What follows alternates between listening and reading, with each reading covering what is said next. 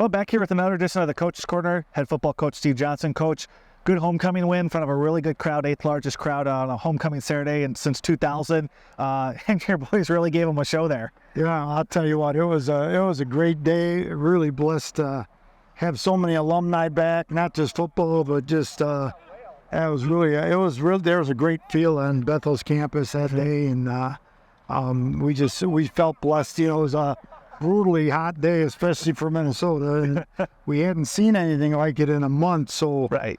we kind of knew going in. We talked to the guys about, you know, give everything you got, and you gotta fight through some stuff, and you know, fatigue makes you just this a little bit slower, and then you got a little bit of anxiety if it's close, and so there are just some things that you got to fight through. I was really proud of our guys playing 60 minutes, and we got it done at the end. Even if we didn't, it was just a great football game, and you know, hats off to Gustavus too. Pete Haugen's their coach and our friend, and had a couple tough losses in a row, but man, they got some serious weapons. Well, on the offensive side of the ball, obviously George Bolt has a career-high game, 251 passing yards. But probably even a bigger story is your running backs, Riley Gritz, Aaron Ellison, both came out and just kind of found those holes, and credit to your offensive line. Yeah, I think we had a plan to go in running, and George is included in that. And so those three guys, they did a great job. George had great poise, and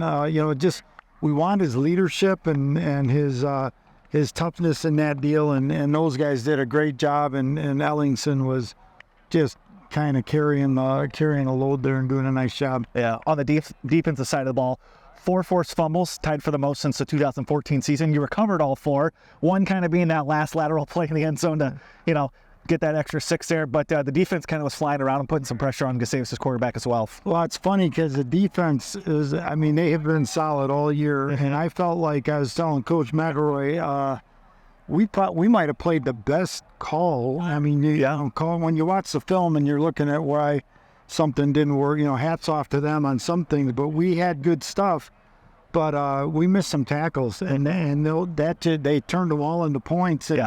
And so we struggled that way, but man, the defense played great. Offensive, back to the other part, where our goal was going in, even before the weather was, we need to get first downs to eat clock, help the defense, which has been dominant. The offense needs to come alive a little bit, and we just wanted to run the ball. So in the first half, we had 20 minutes.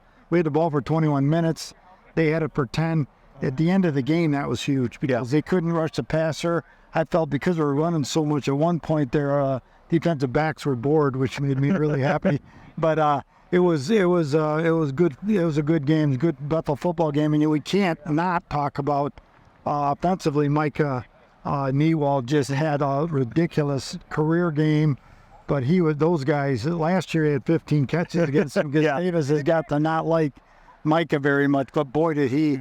And he had some tough stuff. He was cramping. He had to come out for that. He had a bad hit that was tough, and he came back. He is a tough kid. Yeah. And man, is he a player. So, I mean, just a whole bunch of guys. But you can't forget Micah's contribution. That game was ridiculous. Yeah. Well, looking forward to this week now. Got a night game under the lights. You know, we've looked back as far as we can since 2000. Only 2 night games outdoors under the lights. We'll discredit the Metrodome night games. Okay. Well, we'll call those win games. But you go against Macalester, a team you haven't seen a ton recently. The last 2 years, offensively, you guys have been explosive against them. You know, last year 4 rushing touchdowns and stuff like that. When you go in as now you kind of start that Skyline divisional play too. Yeah, Mac is Phil Nicolaitis is their coach, and man, he's a great guy, and they're just building that. And the deal is they've got some players, but now they have an injured quarterback, and so that's going to hurt them a little bit because he's really something. But they're kind of fighting, and they're doing a great job. But I think the thing that's tough is that we're more deep than they are, and that physicality kind of comes there. But our mission really is, and it's all the time, doesn't matter who we're playing, is we want to play to our standard, and we want to play hard and play physical, but play smart, be poised, and do things right. And so that's really the call this week again, and just refining ourselves. It's kind of how you end up. It's a little bit like what have you done for me lately? Yeah. At the same time, you're always pointing toward what's next. Yeah. So that's just how we go, and I think it'll be a lot of fun. Yeah. Play at night. It'll be like 146 degrees difference from last Saturday, but I think it'll be a really a cool night for us, and we're excited to go.